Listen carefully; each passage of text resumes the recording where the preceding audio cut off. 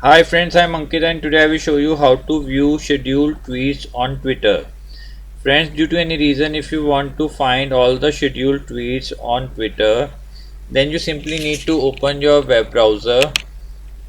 In your web browser, you need to open twitter.com.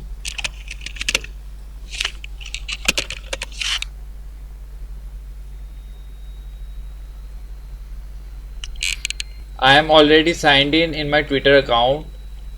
So after opening your Twitter account, you need to click on this schedule icon.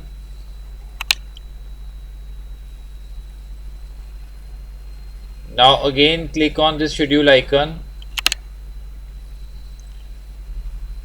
Now to check all the scheduled tweets, you need to click on scheduled tweets. Now here it will show all the scheduled tweets. Right now I have scheduled one tweet for 7th September 10 p.m.